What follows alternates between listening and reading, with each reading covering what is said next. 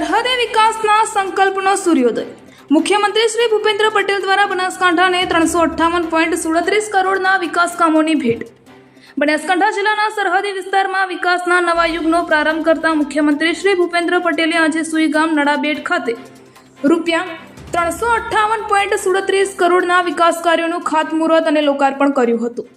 વિશેષ રૂપે 55.58 કરોડના નવા કાર્યોનો પ્રારંભ કરાવી સરહદે વસતા નાગરિકોને સદભાવના અને સુખાકારીની નવી ભેટ આપી હતી. મુખ્યમંત્રીએ જણાવ્યું હતું કે વડાપ્રધાન શ્રી નરેન્દ્રભાઈ મોદીના નેતૃત્વમાં ભારત વૈશ્વિક મંચ પર આગળ વધ્યો છે અને ગુજરાતે સર્વાંગી વિકાસ પ્રાપ્ત કર્યો છે. વિધાનસભાના અધ્યક્ષ શ્રી શંકરભાઈ ચૌધરીએ ઉલ્લેખ કર્યો હતો કે આજે એક સમયના સુકારણ પ્રદેશમાં ટુરિઝમ અને કૃષિ ઉન્નતિના નવા દરવાજા ખુલ્યા છે. ડીસા, દિયોદર, લાખણી અને કાંકરેજ જેવી જગ્યાઓમાં પાઇપલાઇન કેનાલ મારફતે પાણી પહોંચાડવામાં આવ્યું છે તેમ તેમણે ઉમેર્યું. ઉદ્યોગ મંત્રી અને જિલ્લાના પ્રભારી બળવંતસિંહ રાજપૂતે જણાવ્યું કે છેલ્લા 3 વર્ષમાં બનાસકાંઠાને 7,200 કરોડથી વધુના અનુદાન મળ્યા છે. રોજગારી, આવક અને શિક્ષણ ક્ષેત્રે જિલ્લાએ નોંધપાત્ર પ્રગતિ કરી છે. ધારાસભ્ય સ્વરૂપજી ઠાકોર, પ્રવીણભાઈ માળી, અનિકેતભાઈ ઠાકર, કેશાજી ચૌહાણ, માવજીભાઈ દેસાઈ, કલેક્ટર મિહિર પટેલ, જિલ્લા વિકાસ અધિકારી M.J. દવે, SP અક્ષયરાજ મકવાણા અને અન્ય અધિકારીઓ, પ્રજાસત્તાકજનો મોટી સંખ્યામાં ઉપસ્થિત રહ્યા. બનાસકાંઠાની ધરતી પર વિકાસના નવા શાખા હવે સરહદે ફાટવા લાગ્યા છે. સરકારના દ્રઢ સંકલ્પ અને જનતાની ભાગીદારી સાથે બનાસ હવે રાષ્ટ્રીય વિકાસના માર્ગે નવો શિખર સર કરશે. અહેવાલ ગૌતમ છત્રાલિયા, BNK ન્યૂઝ, બનાસકાંઠા. એના માટેની વ્યવસ્થા ઊભી કરવી પડે. ધંધા રોજગાર માટેની વ્યવસ્થા શરૂઆતથી એમણે હર હંમેશ માટે આખું ગુજરાત વિચાર્યું. એકમાત્ર અમદાવાદ શહેર કે બરોડા શહેર કે સુરતનો વિચાર કરીને ક્યારેય કામ નથી કર્યું. એમણે ગુજરાતનો વિચાર કર્યો હંમેશા. અને એટલે આજે તમે જુઓ તો દરેકે દરેક જણ આરામથી આજે લાઈટ 24 કલાક લાઈટની વ્યવસ્થા ક્યાં હતી? પણ આખા ગુજરાતમાં એ હતા તારે જ વ્યવસ્થા કરી.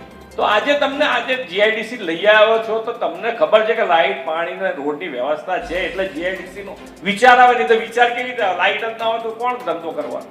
કેવી રીતે ધંધો કરવાનો? એટલે સુઆયોજન કરકી કેટલો વિચાર માંગી લે, કેવી રીતનું વિઝન હોઈ શકે એ આપણે ધીમે ધીમે એક એક વસ્તુ લઈને તમે વિચાર કરો તો તમને લાગે કે શું વિચાર છે ને કેવી રીતે આગળ વધે. નડાબેટનો વિચાર તમે ધીમે ધીમે આ ડેવલપ થતું જાય છે. આજે અમદાવાદથી આપણે વ્યવસ્થા કરીએ છીએ શનિ રવિ માટે, અહીંયાથી બસમાં અહીંયા ઘડી આવે લોકો.